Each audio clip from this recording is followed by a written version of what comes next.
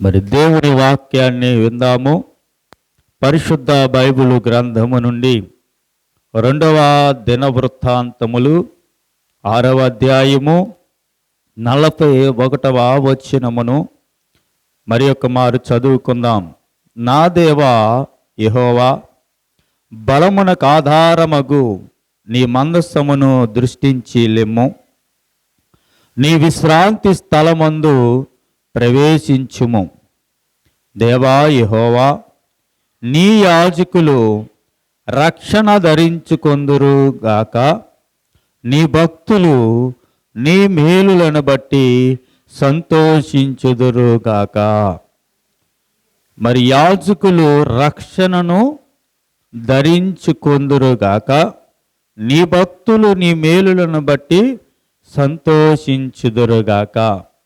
ఈరోజు మన వాక్య భాగము ధరించుకొనుడి. ధరించుకొనుట.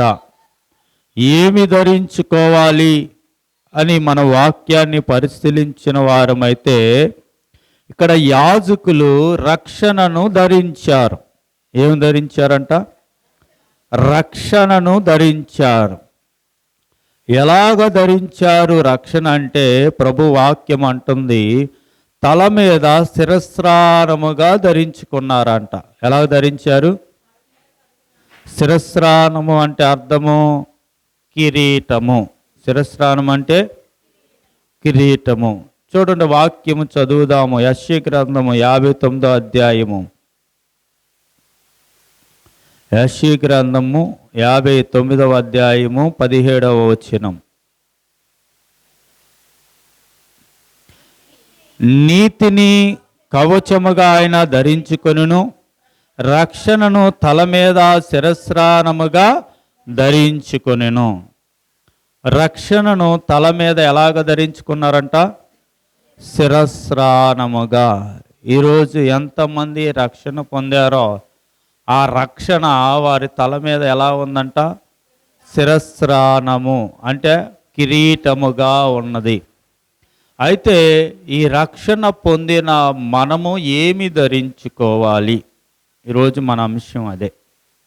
మరి రక్షణ నీకు తలకు కిరీటంగా దేవుడు ఇచ్చాడు అని దేవుని వాక్యము తెలియపరుచున్నది కనుక ఆ రక్షణ అనే కిరీటమును ధరించిన నీవు మరి ఇంకేమి ధరించాలి? కిరీటం ఒకటే సరిపోద్దా? ఇంకేమి ధరించుకోవాలి మనము అని దేవుని వాక్యాన్ని చూస్తే నీతిని వస్త్రముగా ధరించాలంట. ఎలా ధరించాలి నీతిని? వస్త్రముగా. మన నీతే మనలను కాపాడుతున్నదని దేవుని వాక్యము సెలవిస్తుంది. అదే మాటను కీర్తనాకారుడైన దావీదు కూడా తన కీర్తనలో రాయించి ఉన్నారు. చూడండి, కీర్తనల గ్రంథము 132వ అధ్యాయము. కీర్తనల గ్రంథము 132వ అధ్యాయము 9వ వచనం. నీ యాజకులు నీతిని వస్త్రము వలె ధరించుకొందురుగాక. దేవుని స్తోత్ర. ఏమి ధరించుకోవాలంట? మరి విశ్వాసుల గురించి అని అక్కడ అనలేదు, కానీ ప్రత్యేకంగా నీతిని అనే వస్త్రమును ఎవరు ధరించాలి అన్నారంటే యాజకులు ధరించాలి. ఎవరంట? మరి మీరు నీతిగా ఉండొద్దా అంటే మరి మమ్మల్ని చూసే మీరు నేర్చుకోవాలి ఆ నీతిని. మేము ఎంత నీతిగా ఉంటామో, మేము ఎంత నీతిగల పనులు చేస్తూ ఉన్నామో, మేము ఆ నీతిని ఎంత వస్త్రముగా ధరించుకున్నామో దానిని బట్టే ఆ నీతిని మీరు నేర్చుకోవలసిన వారై ఉన్నారు. కనుక ప్రభు వాక్యములో అసలు నీతి ఎక్కడ ఉన్నది అంటే దేవుని వాక్యం అంటుంది, భూమి నీతి ఫలించినట్లు మరి ఫలాలను ఇస్తుందంట. నీతి ఎక్కడ పెట్టాడు దేవుడు అంటే భూమిలోనే ఉందంట నీతి. మరి భూమి నుండి మొలిచే ప్రతి చెట్టులోనూ, ప్రతి పండులోనూ, ప్రతి వృక్షములోనూ నీతి ఉన్నది. కానీ ఆ భూమి నుండే మనము కూడా వచ్చాం. కానీ ఈరోజు ఈ మనిషిలో నీతి కనపడటం లేదు. అయితే లోకస్తుల గురించి నేను మాట్లాడటం లేదు, కానీ మరి రక్షణ అనే శిరస్త్రాణమును ధరించిన నీవు నీతి అనే వస్త్రాన్ని నువ్వు ధరించుకున్నావా? మరి నీతిమంతులే దేవుని రాజ్యానికి వారసులని దేవుని వాక్యము సెలవిస్తూ ఉంది. నీతిమంతులు దేవుని రాజ్యంలో సూర్యుని వలె ప్రకాశించదురని వాక్యం తెలియపరుస్తుంది. కనుక ఈరోజు నీ నీతి ఎలా ఉంది?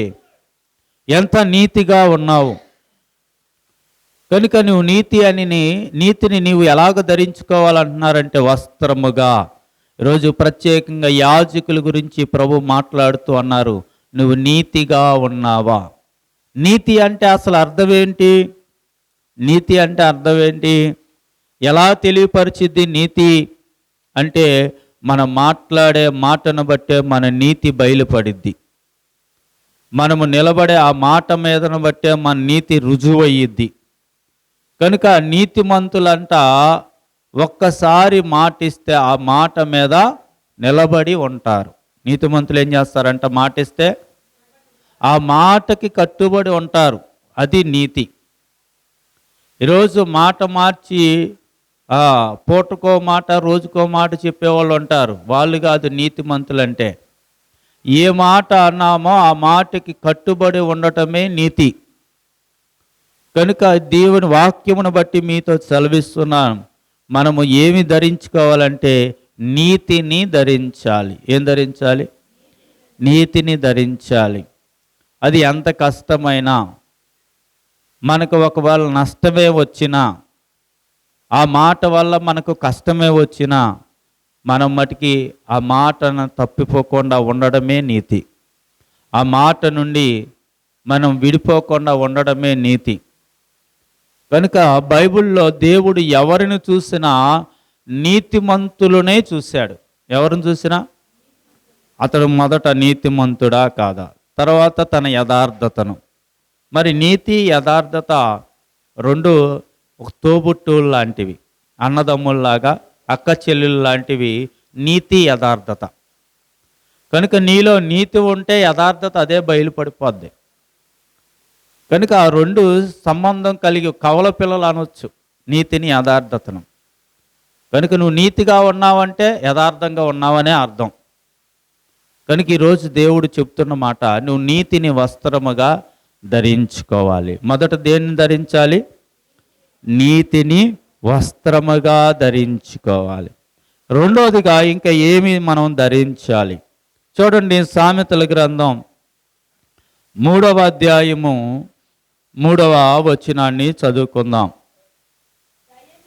దయను సత్యమును ఎన్నడను నిన్ను విడిచిపోనీకుము, వానిని కంఠభూషణముగా ధరించుకొనుము.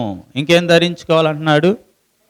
దయను సత్యమును నిన్ను విడిచిపోయొద్దు, వాటిని కంఠభూషణములుగా ధరించుకోవాలి. అంటే మెడలో హారాలుగా ధరించుకోవాలి. ఏంటిది హారాలుగా ధరించుకునేది? దయా సత్యము. ఈరోజు దేవుని బిడ్డల గురించే దేవుడు చెప్తున్నాడు. కిరీటం అంటే ఏదో బంగారంతో పెట్టుకునేది కాదు కిరీటం, రక్షణే నీకు కిరీటం. వస్త్రాలంటే నువ్వు వెలగట్టి వేలు పెట్టి కొని కట్టుకునేవే కాదు దేవుడు చెప్పే వస్త్రము. నీతి అనేదే నీ వస్త్రము. అలాగే నువ్వు అలంకరించుకునే ఆభరణాలు, నీ హారాలు ఏమై ఉండాలి అంటే దయా సత్యమై ఉండాలి. దేవుని స్తోత్ర. ఏంటి నీ హారాలు? దయా సత్యము. వాటిని కంఠభూషణములుగా ధరించుకోండి. కొంతమంది చూడండి, నగలు ధరించుకుంటాక చాలా ఇష్టపడతారు, మంచిదే. కానీ బైబిల్ చెప్తుంది వాటికన్నా విలువైనవి దయా సత్యము. నువ్వు దయను విడిచిపెట్టకూడదు. అందుకే ప్రభు వాక్యము మనం కూడా ఒక పాటలో, దయగల వారి ఎల్ల ఆయన దయ చూపించును. ఎవరి ఎల్ల దయ చూపిస్తాడు దేవుడు కూడా? నీవు ఎదటి వారికి దయ చూపిస్తే దేవుడు నీకు దయ చూపిస్తాడు. అలాగే నీవు సత్యాన్ని అనుసరించి నడుచుకుంటే ఆ సత్యము నిన్ను స్వతంత్రులుగా చేస్తుంది. సత్యం మనల్ని ఏం చేస్తుంది? స్వతంత్రులుగా చేస్తుంది. అసలు సత్యం అంటే ఏంటి? నీ వాక్యమే సత్యము. యోహాను సువార్త 17:17 ఉంటుంది ఆ మాట. నీ వాక్యమే. ఇప్పుడు ఏం ధరించుకోవాలి? మొదటి దయ్యను, రెండోది సత్యము అంటే వాక్యము. అవి ఎప్పుడు నీలో ఉండాలి. ఎప్పుడు చాలామంది బంగారు తాళ్ళు లేకపోతే ఇంకా అవన్నీ విడిచిపెట్టరు. అంటే వాటికన్నా విలువైనవి దయా సత్యము.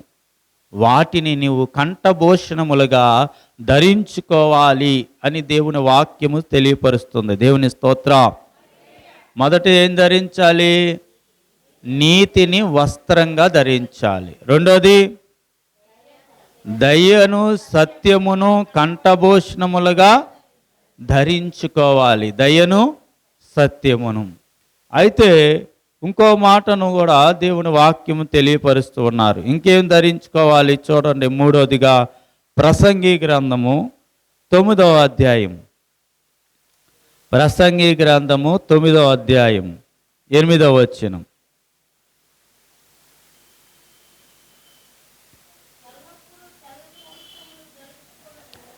ఎల్లప్పుడూ తెల్లని వస్త్రములు ధరించుకొనుము. ఎల్లప్పుడు ఏం ధరించాలంట?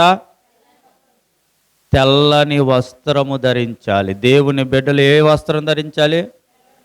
మరి ఇక్కడ కూర్చున్న వాళ్ళు ఒక్కరికి కూడా తెల్లని వస్త్రం లేదు. తెల్లని వస్త్రం అంటే ఏదో నామోస్, అమ్మగారిది కూడా తెల్లని వస్త్రం కాదు. తెల్లని వస్త్రం అంటే ఈరోజు అందరికీ అది ఎంత విలువైనది. ఎందుకని నువ్వు తెల్లని వస్త్రాన్ని ధరించడానికి ఒకవేళ భయపడుతున్నావేమో.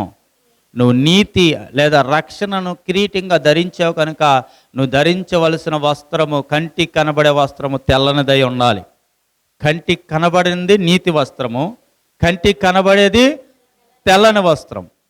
ఈరోజు ఎందుకు తెల్లని వస్త్రము ప్రభు ధరించాలని మనతో చెప్తున్నాడు అంటే, పరలోకములో వేరొక వస్త్రము లేదు, అంతా తెల్లని వస్త్రమే. దేవుని స్తోత్ర. కొంతమంది లోకస్తులు మాట్లాడతారు, తెలియక మాట్లాడతారు. తెల్లని వస్త్రాలు ఎవరు కట్టుకుంటారండి అంటే భర్త లేని వాళ్ళు కట్టుకుంటారు. కానీ వాక్యం ఏం చెబుతుందంటే తెలుపు పరిశుద్ధతకు సూచనగా చూపిస్తూ ఉన్నాడు. తెలుపు దేనికి సూచన? పరిశుద్ధతకు సూచన. ఒక క్రైస్తవునికి సూచన తెలుపు. కనుక వాక్యం ఏం సెలవిస్తూ ఉందంటే నువ్వు తెల్లని వస్త్రాన్ని ధరించు. ఎప్పుడు? ఎల్లప్పుడూ అన్నాడు. ఒకవేళ ఎల్లప్పుడూ నువ్వు ధరించకపోయినా కనీసం మందిరానికైనా ధరించాలి కదా.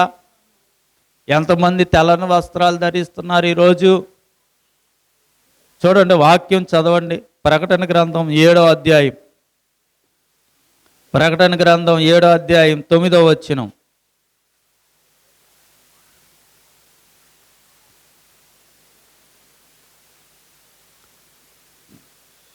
గంట వెతుకుతున్నారు చివరి భాగంలో. అటు తర్వాత నేను చూడగా ఇదిగో ప్రతి జన్మలో నుండి, ప్రతి వంశములో నుండి, ప్రజలలో నుండి, ఆయా భాషలు మాట్లాడు వారిలో నుండి వచ్చి ఎవడును లెక్కింపజాలని గొప్ప జన సమూహము కనబడిను. వారు తెల్లని వస్త్రములు ధరించుకొన్నవారే, ఖర్జూరపు మట్టలు చేత పట్టుకుని సింహాసనం ఎదుట గొర్రె పిల్ల ఎదుటను నిలువబడిరి. దేవుని స్తోత్ర. ఎక్కడ? దేవుని సింహాసనం ఎదుట ఏ వస్త్రాలతో నిలబడ్డారంట? ఎవరు వాళ్ళు? ప్రతి వంశములో నుండి లేదా ప్రతి భాషలో మాట్లాడేవారు నుండి, అలాగే ప్రతి జనములో నుండి. ఎక్కడెక్కడ వారు ఎవరు వచ్చినా సరే పరలోకంలో తెల్లని వస్త్రమే. తెల్లని వస్త్రము గౌరవమునకు సూచనగా ఉంది. ఇప్పుడు ఎవరన్నా నాయకులు ఇప్పుడు ఏవేస్తారు? ఇప్పుడంటే నాయకులు అందరూ తెల్లని వస్త్రాలు వేస్తున్నారు. తెలుపు ఒక గౌరవప్రదమైన సూచనగా కనబడుతూ ఉంది. ఈరోజు దేవుని మందిరమునకు వచ్చే నీవు, రక్షణను కిరీటముగా ధరించిన నీవు, ఏ వస్త్రం కావాలి నీకు? తెల్లని వస్త్రము. పరలోకంలో రంగురంగు వస్త్రాలు లేవు, ఒకటే దేవుడిచ్చింది తెల్లని వస్త్రము, అది పరిశుద్ధ వస్త్రము. ఈరోజు నువ్వు ధరించవలసింది కూడా ఏ వస్త్రము అంటే తెల్లని వస్త్రాన్ని ధరించాలి. మొదటిగా ఏది ధరించాలి? నీతిని ధరించాలి. రెండోది దయను సత్యమును ధరించాలి. మూడోది తెల్లని వస్త్రాన్ని ధరించాలి. నాలుగోదిగా చూద్దాం, రోమపత్రిక 13వ అధ్యాయం. రోమపత్రిక 13వ అధ్యాయం 12వ వచనం. 13:12. రాత్రి చాలా గడిచి పగలు సమీపముగా ఉన్నది గనుక మనము అంధకార క్రియలను విసర్జించి తేజ సంబంధమైన యుద్ధోపకరణములను ధరించుకుందుము. దేవుని స్తోత్రం. ఏం ధరించుకోవాలంట? తేజ సంబంధమైన యుద్ధోపకరణములను ధరించుకోవాలి. ఏం ధరించాలంట? యుద్ధోపకరణములు అంటే యుద్ధానికి వాడే వస్తువులు ధరించాలి. అంటే మనం కూడా ఎప్పుడు ఎక్కడికి వెళ్ళాలి? యుద్ధానికి వెళ్ళాలి. ఎక్కడికి వెళ్ళాలి? ఎవరి మీద యుద్ధం? నీ పక్కింటోడి మీద, ఎదురింటోడి మీద కాదు యుద్ధం. లేదా నీ ఇంట్లో వాళ్ళ మీద కాదు యుద్ధం. సాతానుగాడి మీద యుద్ధం. మనకు కూడా ఆయుధాలు కావాలంట. ఇవి తేజో సంబంధమైన ఆయుధాలు. ఏంటి ఆ ఆయుధాలు?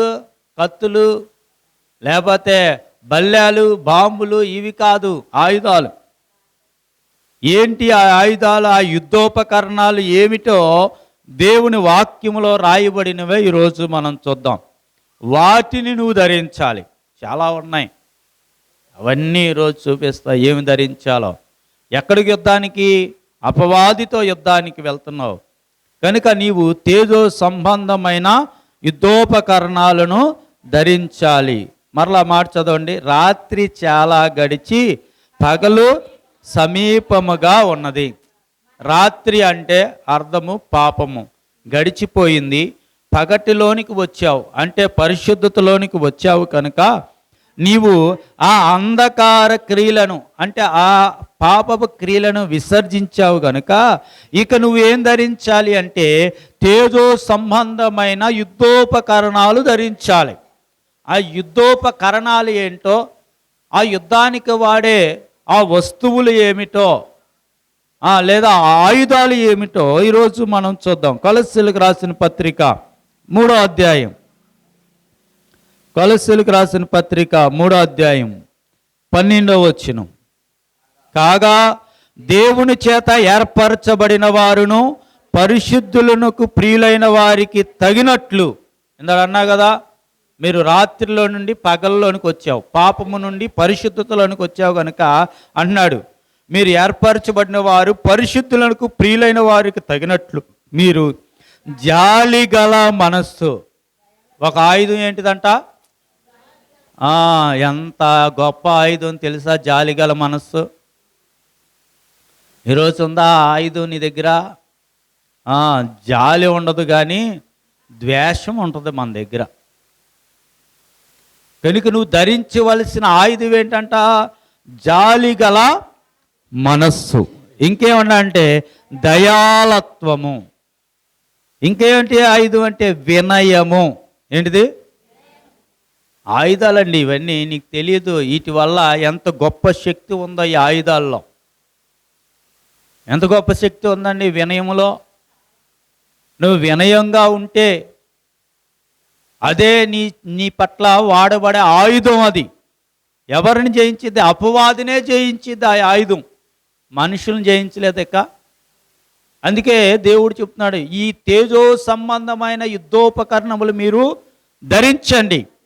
ఏంటి ఆ యుద్ధోపకరణాలు అంటే? మొదటిది జాలిగల మనస్సు, రెండోది దయాలత్వము, మూడోది వినయము, నాలుగోది సాత్వికము, ఐదోది దీర్ఘశాంతము ధరించుకొనుడి. 14వ వచనంలో వీటన్నిటిపైన పరిపూర్ణతకు అనుసంబంధమైన ప్రేమను. ఇవన్నీ ఆయుధాలు. నీ ఆయుధాలు ఏదో కొంతమంది, నా ఆయుధం నా నోరండే, నేను నోరేసుకొని పడిపోతా. ఒకరోజు ఆ నోరే పడిపోయేటట్టు చేస్తాడు దేవుడు. అప్పుడు ఏం వేసుకొని పడతా? ఏంటి నీ ఆయుధాలు అంటే దేవుడు చెప్తున్నాడు, ప్రేమే నీ ఆయుధం. ఏంటి నీ ఆయుధం? ప్రేమే. ఈరోజు లోకాన్ని జయించింది ప్రేమ, క్రీస్తు ప్రేమ. సమస్త మానవాళిని జయించింది ప్రేమ. ఆయన ప్రేమతో జయించాడు, పగతో కాదు, కక్షతో కాదు. దేంతో జయించాడు? ఆయన వాడిన ఆయుధం అదే, ప్రేమ. యేసుక్రీస్తు ప్రభువారు వాడు ఆయుధం ప్రేమ. ఈరోజు సర్వ మానవాళిని ఆయన వైపు తిప్పింది ఆ ప్రేమనే ఆయుధమే. ఆయన తిట్టినా, కొట్టినా, దూషించినా, హింసించినా, ఆయన చంపినా సరే ప్రేమే చూపించాడు. ఈరోజు నువ్వు కూడా వాడవలసిన ఆయుధం అదే, ప్రేమను వాడు, సహనాన్ని వాడు, దీర్ఘశాంతాన్ని వాడు, సాత్వికాన్ని వాడు, వినయాన్ని వాడు, జాలిగల మనస్సును వాడు. అది ఎంత గొప్ప ఆయుధాలో! ఎదుటివాడు మరలా మాట్లాడకుండా చేసేది ఆ ఆయుధాలు. ఎదుటివాడు మరలా ఏమి అనకుండా చేసేవి అవే ఆ ఆయుధాలు. ఈరోజు నువ్వు ధరించుకోవాల్సింది వాటినే. ఇంకా చూడండి ఏమంటున్నాడంటే, దీనగణ మనస్సు అనేది కూడా నీకు ఆయుధమే. ఇంకా వీటన్నిటికన్నా ఇంకొక ఆయుధం ఉంది చూడండి. 1 పేతురు 4వ అధ్యాయం. 1 పేతురు 4వ అధ్యాయం 1వ వచనం. క్రీస్తు శరీరమందు శ్రమపడును గనుక మీరు అట్టి మనస్సును ఏంటంట ఆయుధం? శ్రమ అనే ఆయుధాన్ని ధరించండి అంటున్నాడు. దేవుడు కూడా ధరించింది ఏ ఆయుధం? శ్రమ అనే ఆయుధాన్ని ధరించాడు. ఆ శ్రమ ద్వారానే అన్నిటినీ జయించాడు. ఈరోజు నీవు కూడా శ్రమ అనే ఆయుధాన్ని ధరించు. శ్రమలు వస్తున్నాయా? వెనకబడొద్దు. శ్రమలు వస్తున్నాయా? నిలబడు. ఎన్ని శ్రమలు వస్తే అంత ఆశీర్వాదం ఉంది. అందుకే భక్తుడు దైవచనులు పాడారు, శ్రమలు ప్రకారం శ్రమలేహారం, శ్రమలాత్మకు శృంగారం. మానవుడు శ్రమను పొందక దైవా మానవుడెటు కాగలడు. మానవుడు శ్రమను పొందకపోతే దైవ మానవుడు అంటే దైవత్వం రాదు నీలోనికి. నువ్వు శ్రమ పడాలి. ఆ శ్రమే నీ ఆయుధం. నీకు తెలియట్లా. కొంతమంది శ్రమలు వస్తే అమ్మో ఎందుకు వచ్చేస్తున్నాయి, అది నీ ఆయుధం అని తెలియట్లా. శ్రమ ద్వారానే నువ్వు అన్నీ జయించగలవు. అందుకే దైవజనుడు అన్నారు, శ్రమ నువ్వు వచ్చావా, నీ పనేదో చూసుకొని వెళ్ళు అన్నాడు. శ్రమనేమన్నాడు? వచ్చావా, నీ పని నువ్వు చూసుకొని వెళ్ళు.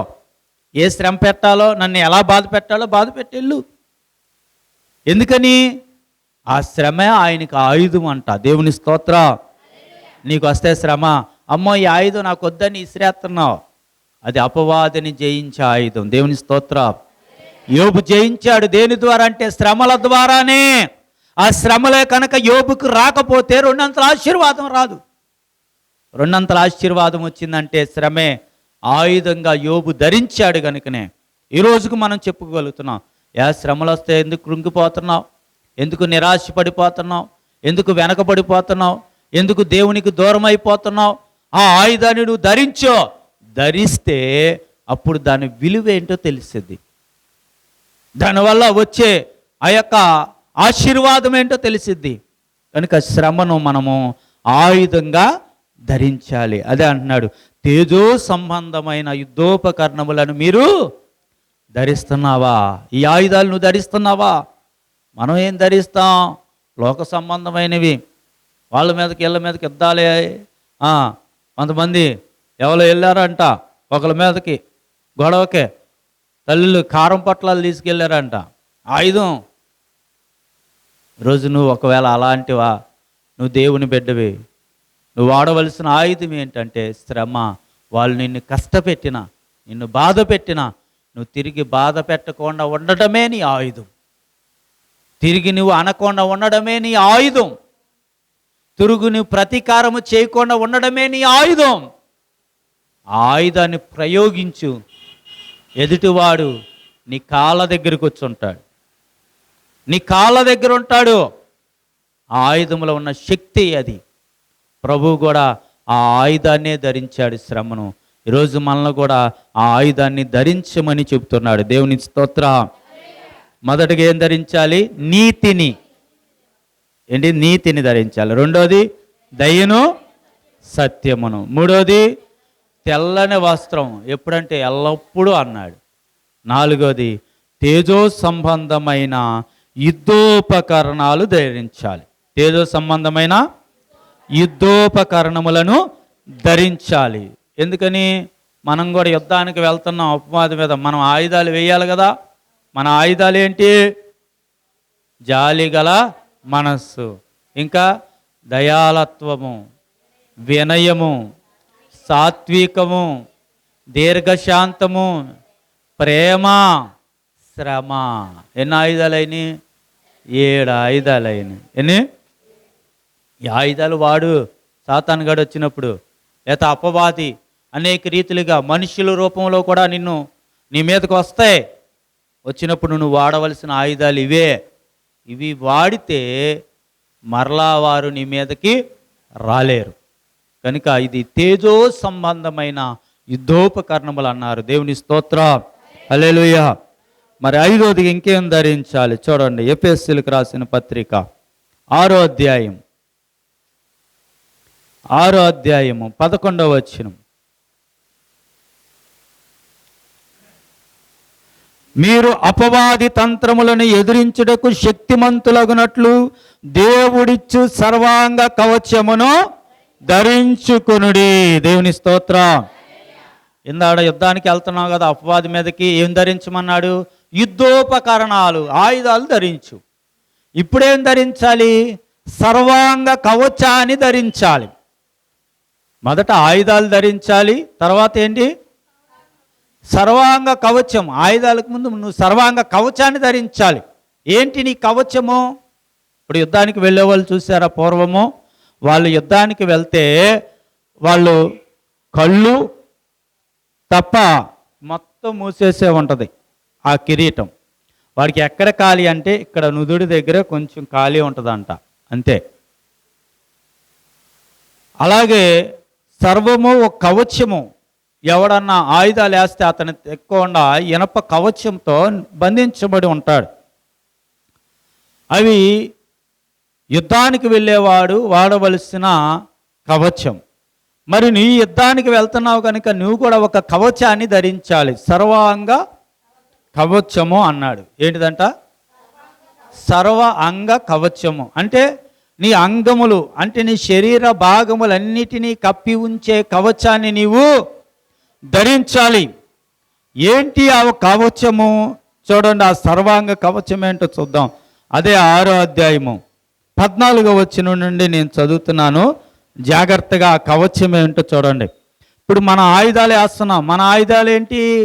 జాలిగల మనస్సు, దయాళత్వము, దీర్ఘశాంతము, వినయము, సాత్వికము, ప్రేమ, శ్రమ. ఇవి మన ఆయుధాలు. మరి అపవాది కూడా ఆయుధాలు వేస్తాడు మన మీదకే, అనేకమైన బాణాలు వేస్తాడు. మనకు తగలకుండా మనం కూడా ఒక కవచాన్ని ధరించాలి. మనం కూడా కొన్నిటిని ధరించుకోవాలి. నేను చదువుతాను. ఎలా అనగా మీ నడుమునకు సత్యమును దట్టి కట్టుకొని నీతి అను మైమరుపు, నీతి అనే మైమరుపు, సత్యం అనే నడానికి సత్యాన్ని, మైమరుపుని తొడుక్కొని పాదములకు సువార్త వలన సిద్ధ మనసును జోడు. పాదాలకి ఏంటంట? సువార్త. ఇవన్నీ గాక విశ్వాసమును డాలు పట్టుకోనండి. ఇంకా ఏం చేయాలంట? మీరు దుష్టుని అగ్నిబాణములన్నిటిని ఆర్పుటకు శక్తిమంతులగుదురు. మరియు రక్షణయను శిరస్త్రానము, దేవుని వాక్యమును ఆత్మకడ్డకమును ధరించుకొనిడి. దేవుని స్తోత్రం. తలకేంటన్నాను ముందే చెప్పాను. తలకి రక్షణ అను శిరస్త్రానం తలకేసావు. తర్వాత వాడు వేసినప్పుడు వాడిని అడ్డుకోవడానికి ఏం కావాలంట? విశ్వాసం అనే డాలు. విశ్వాసం అనే డాలు. ఇంకా నీ చేతిలో ఏ కత్తి ఉండాలి? వాక్యం అనే కత్తి ఉండాలి. ఏముండాలి? వాక్యం అనే కత్తి ఒక చేతిలో, ఇంకో చేతిలో డాలు, విశ్వాసం అనే డాలు. నీ కాళ్ళకి ఏంటి ఆ బూట్లు? సువార్త, సువార్త అనే ఆ యొక్క బూట్లు వేసుకోండి, చెప్పులు వేసుకోండి. ఇంకా ఏం చెప్తున్నాడు అంటే, నీ శరీరం అంతటికి కూడా నడుమునకేమో సత్యాన్ని, అలాగే నీతి అనే మైమరుపును తొడుక్కొని అప్పుడు యుద్ధానికి వెళ్ళాలి. అపవాది మీద యుద్ధానికి అప్పుడు వెళ్తే వాడు వేసే అగ్ని బాణాలన్నింటినీ దేని ద్వారా నువ్వు ఎదురాడాలి అంటే డాలు, విశ్వాసం అనే డాలు. ఈరోజు అపవాది అనేక రీతిలో బాణాల మీద వేస్తే కొంతమంది విశ్వాసం కోల్పోతున్నారు, విశ్వాసం ఉన్నట్లా విశ్వాసంలో బలహీనులైపోతున్నారు. అందుకే వాడు వేసే అన్నీ తగులుతూ ఉంటాయి మనకి. ఈరోజు నువ్వు విశ్వాసములో కనుక బలంగా ఉంటే ఆ డాలును చూపిస్తే అవి అక్కడికి వచ్చి ఆగిపోతాయి. నా విశ్వాసము. ప్రభువుని మీద కూడా అనేక రకాల బాణాలు వేసాడు యేసు ప్రభు వారి మీద. యేసు ప్రభు కూడా విశ్వాసం అనే డాలుతోనే, వాక్యం అనే ఖడ్గాన్ని ఉపయోగించాడు వాడి మీద. వాడు వేసినప్పుడు వల్ల ఎలాగా 40 రోజులు యేసు ప్రభు వారు ఉపవాసం ఉంటే, 40 రాత్రులు 40 పగలు ఆయన ఏమి తినకుండా బలహీనుడై ఉంటే సాతానుడు వచ్చాడు శోధిస్తాకి. ఇదిగో ఆహారం కావాలా, ఆకలేస్తుందా, ఇదిగో ఈ రాళ్ళు రొట్టెలగునట్లుగా చేసుకొని తిను అన్నాడు. కానీ తిన్నాడా? వాడు వేసాడు ఒక బాణం, విశ్వాసంతో అడ్డుకున్నాడు. ఏం చెప్పాడంటే వాక్యం అనే ఖడ్గాన్ని వాడాడు. మనుష్యుడు రొట్టె వల్ల మాత్రము కాదు కానీ దేవుని నోట నుండి వచ్చు ప్రతి మాట వలన జీవించును అన్నాడు. అలాగా నీవు ప్రతి విషయంలో వాడు వేసే ప్రతిదానికి ఏం వాడాలి? వాక్యం అనే ఖడ్గాన్ని వాడాలి. అది నీలో ఉంటే వాడగలవు. కానీ వాక్యం మనం ఇక్కడే వింటాం, ఇక్కడే మర్చిపోతాం. ఇంకెక్కడ వాడగలవు? వాడు వేసే బాణాలన్నీ ఆ విశ్వాసము బలహీనమైపోయి నీకు తగులుతూ ఉన్నాయి. కనుక నువ్వు సర్వాంగ కవచాన్ని ధరించు. మనం పోరాడినది ఈ లోకవాసులతో కాదు, అంధకార సంబంధమగు దురాత్మల సమూహంతోనూ వారికి నాయకుడైన అపవాదితోనూ మనం పోరాడుతున్నాం, మనుష్యులతో కాదండి. మరలా జ్ఞాపకుంచుకోవాలి మనం. అందుకనే ఈ సర్వాంగ కవచాన్ని మనము ధరించుకోవాలి. దేవుని స్తోత్ర, హల్లెలూయా. ఏం ధరించాలి? సర్వాంగ కవచము. ఇంకా 6వదిగా ఇంకేం ధరించాలి చూడండి. ఫిలిప్పీలకు రాసిన పత్రిక 2వ అధ్యాయము, ఫిలిప్పీలకు రాసిన పత్రిక 2వ అధ్యాయము 7వ వచనం. మనుషుల పోలికగా పుట్టి దాసుని స్వరూపమును ధరించుకొని తను తానే రిక్తునుగా చేసుకొనెను. దేవుని స్తోత్రం. ఇంకేం ధరించుకున్నామంటున్నాడంటే దాసుని స్వరూపము. ఏంటిది? దీన్నే అన్నాడు అబ్రహాము సంతాన స్వభావమును ధరించుకోండి అన్నాడు. చూడండి హెబ్రీ పత్రిక 2వ అధ్యాయము 16వ వచనం. హెబ్రీ పత్రిక 2వ అధ్యాయము. ఏలయనగా ఆయన ఎంత మాత్రమును దేవదూతల స్వభావమును ధరించుకొనక అబ్రహాము సంతాన స్వభావమును ధరించుకొని ఉన్నాడు. దేవుని స్తోత్ర. దేనిని ధరించుకున్నాడంట ప్రభు? అబ్రహాము సంతాన స్వభావమును ధరించుకోండి. దానిని ఏమన్నాడంటే దాసుని స్వరూపము. దాసుడు అంటే అర్థం ఏంటి? బానిస. దాసుడు అంటే బానిస. కనుక ఎవరికి దాసుడువు? దేవునికి దాసుడుగా ఉండే ఆ స్వభావాన్ని ధరించుకో. దాసుడు ఒక యజమానుడికి దాసుడు ఉన్నాడు అంటే దాసుడు ఏం చేస్తాడు? పనోడు యజమానుడి పట్ల విధేయత కలిగి ఉంటాడు. అంటే యజమానుడి పట్ల లోబడి ఉంటాడు. ఈరోజు నువ్వు ధరించుకోవలసింది అదే. ఏంటి అంటే విధేయత. అదే దాసుని స్వరూపము, అదే అబ్రహాము సంతాన స్వభావము. ఏంటి అబ్రహాము సంతానము? ఎవరు అబ్రహాం సంతానం? ఎవరు అబ్రహాం సంతానం? ఎవరండి? ఇస్సాకు. ఎవరు? ఇస్సాకు. ఇస్సాకును యేసుక్రీస్తు ప్రభువారితో పోల్చారు. ఆయనే దాసుడు అన్నాడు, ఆయన్నే అబ్రహాము సంతానం అన్నారు. ఎందుకని? అబ్రహాము సంతానమైన ఇస్సాకు చేసిన పని ఏమిటంటే ఆ మోరియా పర్వతం మీద బలి అర్పించడానికి వెళ్ళినప్పుడు విధేయత చూపించాడు తండ్రికి. దేవుని స్తోత్ర. వెళ్తున్నారు, కట్లేమో ఈ నెత్తిమే పెట్టాడు, నడిచి వెళ్తున్నారు. ఎంత వయసు ఉంటుంది అప్పుడు అబ్రహాముకి అంటే ఇంచుమించు 17-20 సంవత్సరాల వయసు అబ్రహాముది. అది ఇస్సాకుది 17-20 సంవత్సరాల వయసు. ఆ వయస్సులో అతని తల మీద తండ్రి కట్లు పెట్టాడు. మరి అబ్రహాం ఏం పట్టుకున్నాడు?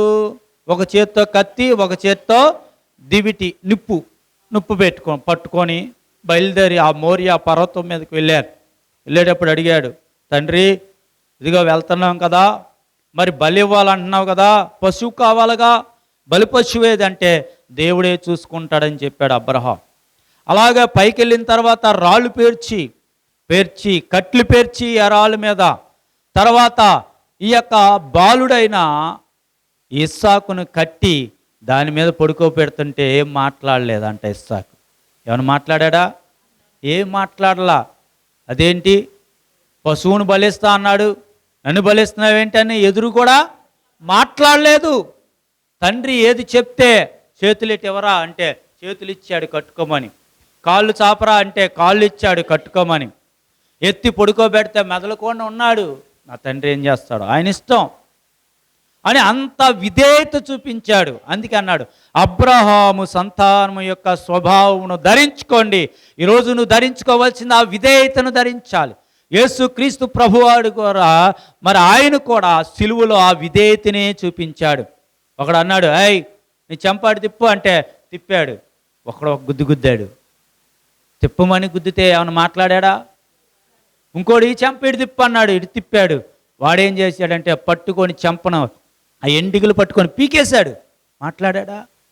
విధేయత చూపించాడు. రోజు ఉందా విధేయత నీకు? ఎక్కడైనా ఎదిరించి మాట్లాడటమే, ధిక్కరించి మాట్లాడటమే. కానీ దేవుని వాక్యం అంటుంది, నువ్వు అబ్రహాము సంతాన స్వభావాన్ని ధరించు. నువ్వు ధరించుకోవాల్సింది దాసుని స్వరూపం కానీ యజమానుని స్వరూపం కాదు. దేవుని స్తోత్రం. ఆయన యజమానుడు అయ్యుండి కూడా దాసుని స్వరూపాన్ని ధరించాడు, అబ్రహాము సంతాన స్వభావాన్ని ధరించాడు. ఈరోజు నువ్వేది ధరిస్తున్నావు?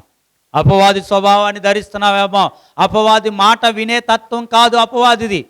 అపవాది వ్యతిరేక స్వభావం. అపవాది ఏం చేస్తాడు, మనం ఇదంటే ఇంకోటి అంటాడు. కానీ దేవుని స్వభావము విధేయత కలిగిన స్వభావము, లోబడే స్వభావము, అది మనం ధరించుకోవాలి ఈరోజు. దేవుని స్తోత్రం. హల్లెలూయా. కనుక ఏమన్నాడంటే దాసుని స్వరూపాన్ని ధరించుకోవాలి. ఇది ఆరోది. మొదటిది చెప్తామా? నీతిని ధరించాలి. రెండోది దయను సత్యమును ధరించాలి. మూడోది తెల్లని వస్త్రాలు ధరించాలి. నాలుగోది తేజో సంబంధమైన యుద్ధోపకరణములు ధరించాలి. ఐదోది సర్వాంగ కవచమును ధరించాలి. ఆరోది దాసుని స్వరూపాన్ని ధరించాలి.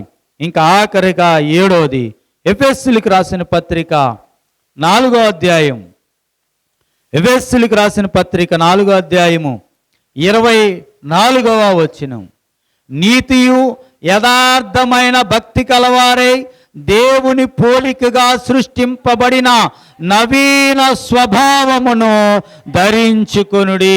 దేవుని స్తోత్రం. ఏ స్వభావాన్ని ధరించాలంట? నవీన అంటే అర్థం ఏంటి? క్రొత్తది. నవీన అంటే క్రొత్తవి. ఈరోజు ఏ స్వభావాన్ని ధరించాలి నువ్వు? నూతన స్వభావము, నవీన స్వభావాన్ని ధరించాలి. క్రొత్త సంవత్సరంలోనికి వచ్చాం, ఇంకా పాత స్వభావం ఉండకూడదు. ఏ స్వభావం ఉండాలి? క్రొత్త స్వభావము. పాత స్వభావం అంటే ఎలా ఉంది అది కూడా రాశాడు. చూడండి, కొలస్సీ పత్రిక 3వ అధ్యాయం, కొలస్సీ పత్రిక 3వ అధ్యాయము 8వ వచనం నుండి 10వ వచనం వరకు నేను చదువుతున్నాను. ఆ పాత స్వభావం ఏదో. ఇప్పుడైతే మీరు కోపము, ఆగ్రహము, దుష్టత్వము, దూషణ, మీ నోట బూతులు అను వీటన్నిటినీ విసర్జించుడి. ఒకనితో ఒకడు అబద్ధమాడుకుడి.